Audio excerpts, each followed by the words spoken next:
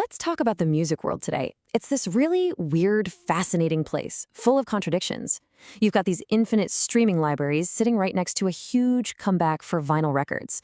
And then you have AI, which can create a brand new song, but also bring an artist's lost voice back to life. So, how on earth did we get here, and what does it all mean for the way we actually listen to music? All right, let's just jump right in with the one number that basically tells the entire story of modern music. 69%. That's it. That is the slice of the whole global music revenue pie that comes from streaming alone. And that's not just a big number. It's a total seismic shift that has completely redrawn the map. And when you see that 69% in context, wow, it's even more staggering. I mean, streaming doesn't just lead, it absolutely dwarfs everything else. Physical sales, performance rights, they're not even in the same league. We're talking revenues that crossed $20 billion for the very first time in 2024. This shows the way the world listens to music has fundamentally changed. So what's the big takeaway here? It's simple, really. We are living in a streaming-first world. And for a whole lot of people, it's a streaming-only world. This isn't just some passing trend. It's the new reality. And it has reshaped everything, from how we find new artists to, the actual structure of a hit song. Okay, so if streaming is that dominant, you'd think physical music, CDs, records, they're basically just dinosaurs, right? Relics collecting dust in your parents' attic. But is that really the whole story? Well, not exactly. And this is where the story gets really, really interesting. While yeah, overall physical sales did drop a bit, mostly because of CDs fading away, vinyl is telling a completely different story. Vinyl revenue, it actually grew. In fact, it's been growing for 18 consecutive years. Think about that. It's this amazing paradox right in the middle of the digital age.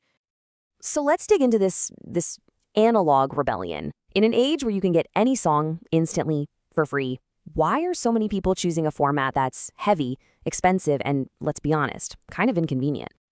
It's because vinyl isn't just about the songs. It's about the whole experience, the whole ritual. It's about holding a piece of art in your hands. It's the big album cover you can put on your wall.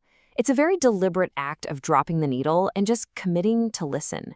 It's this tangible, focused thing in a world that feels increasingly, intangible.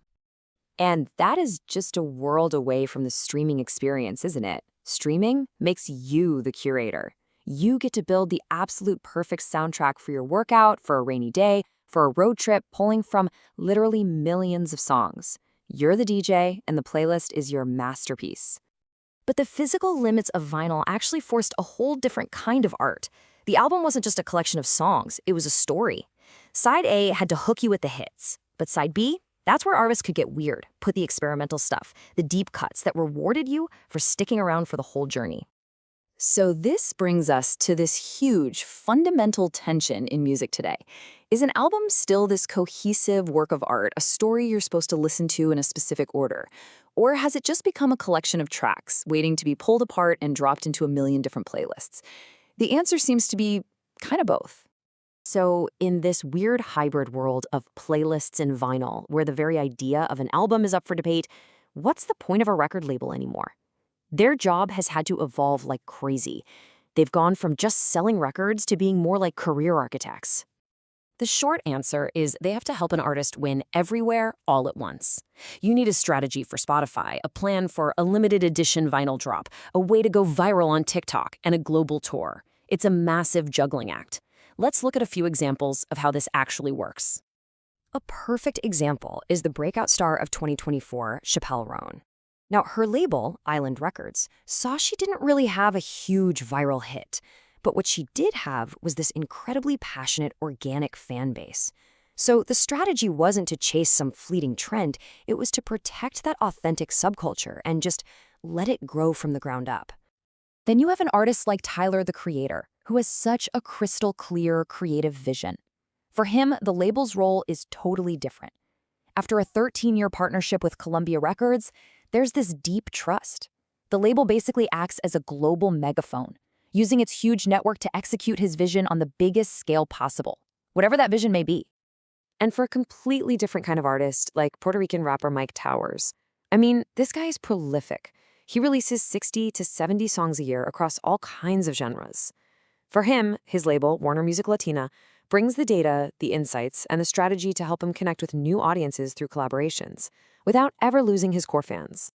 Okay, but it's not all just streams versus vinyl. The next chapter is already being written, and it's bringing these incredible new ways to experience music, but it's also bringing totally new battles to fight. You can't talk about the future without talking about gaming. This is one of the most exciting new frontiers. Artists like Miles Smith aren't just putting a song in a game anymore. They're building entire virtual concert experiences inside worlds like Fortnite, performing for millions of fans as digital avatars. It's wild. But technology can also be used in these profoundly human ways. Just look at the story of country legend Randy Travis.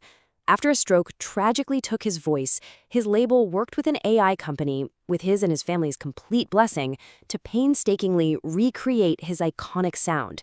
It's an amazing example of using AI to restore artistry, not replace it.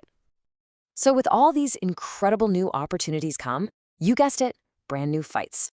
On one hand, you have the industry trying to fight streaming fraud, bots that are literally stealing royalties. And on the other, you've got this huge ethical minefield of AI. How do you protect an artist's work and their voice from being used without their permission? It's a complex global battle for the future of music itself. Okay, so let's pull all of these threads together. What happens when you combine all of this? This whole mishmash of streaming, vinyl, AI, and global artists all converges to create the music world that we as listeners get to live in right now. And at the end of the day, it all boils down to something pretty simple. You, the modern music fan, have more power and more choice than at any point in history.